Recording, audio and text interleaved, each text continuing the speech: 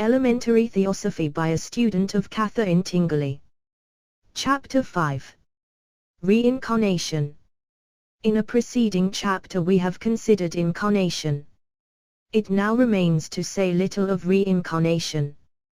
Is one life enough to learn all that there is to do and to learn on earth?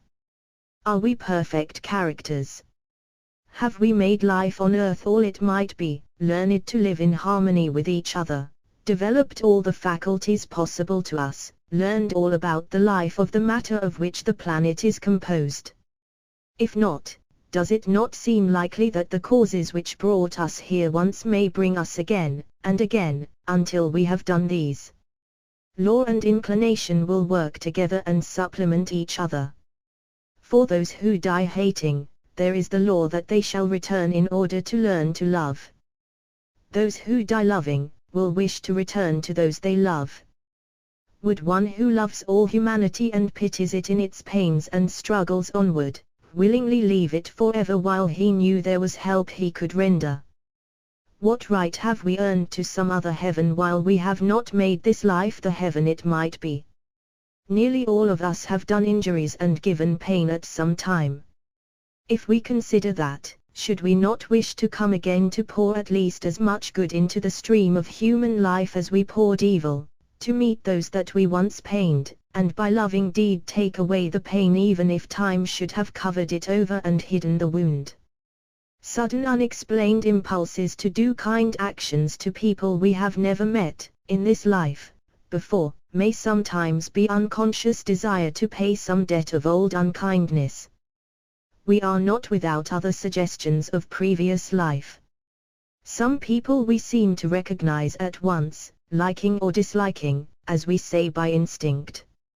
May it not be the mere resuming of an old like or dislike? In that sense it is a real memory of a past life, though all details are forgotten. We have many more of such memories, memories that in such cases are forces, not details.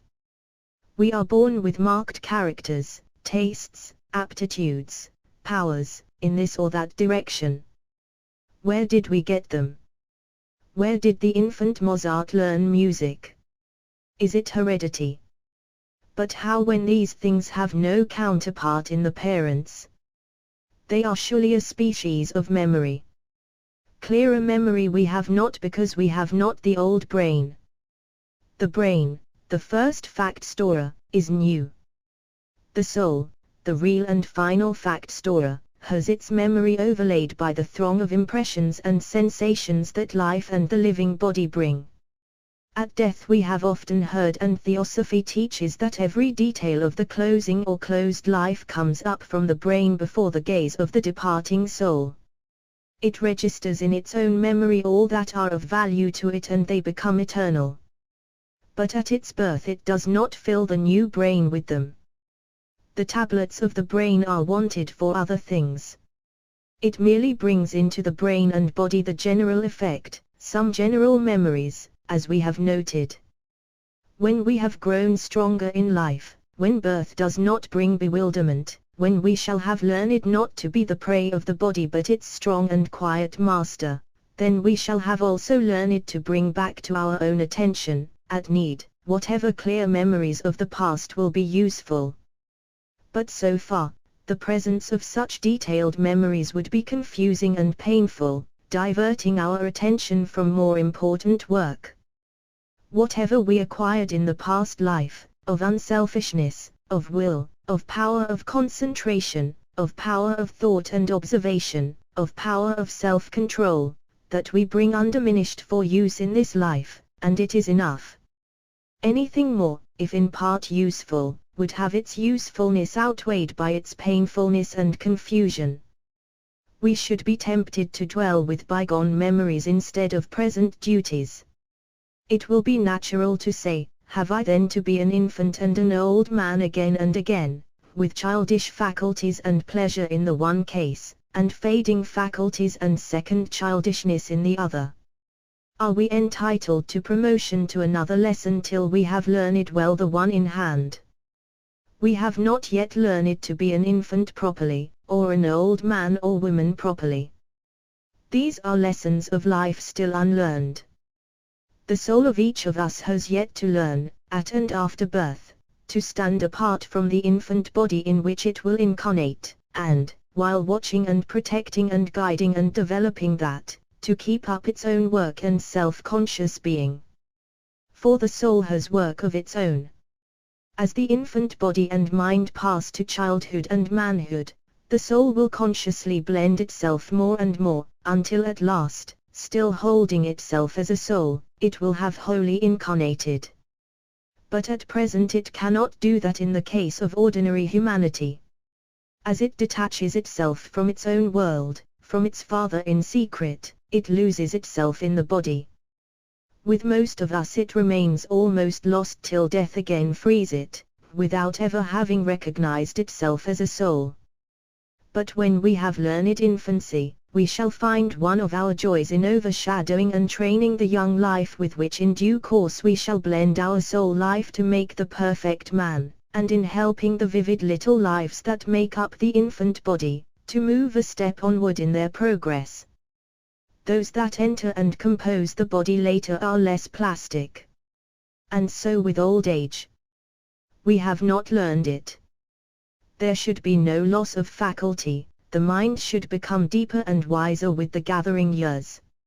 Certainly faculties whose use applies mainly to the earlier years and the life work of middle age, will be voluntarily left in disuse to make way for others, just as when a man becomes the head of a business he spends no more time in, say, bookkeeping or typewriting.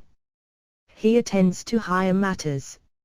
Life should of course be spiritual all through, but old age should be specially so. Genius and wisdom should go on ripening to the very end. Genius belongs of course to the spiritual nature, and the word spiritual is here throughout used in a sense much wider than the ordinary. It applies to all of man's highest faculties. A clearer vision of truth is possible to old age than to the years when physical activities run high. At last comes a moment when the body as a whole is worn out, the lives that compose it have to return to nature to be re-energized. Without disease, without failure of any special organ in advance of any of the rest, the body should be laid aside. Death in that ideal form will be without pain, perfectly peaceful, rapid, and not attended by any break in the consciousness of the soul. And in due course the soul will begin once more to give its attention to birth. No more than death, will birth mean any break in the thread of consciousness. Gradually the soul will pour all its acquired wisdom and thought stores into the new brain and proceed with its growth and work absolutely unhindered. But this ideal program, which we have to realize and which will mean such rapid growth, is not achieved yet. We have much to learn. Nevertheless now, if we give our bodies right exercise daily, and if we keep a spiritual ideal of conduct and thought always in view, we need fear neither old age nor death. The one will not mean second childhood nor the other any wrench of pain.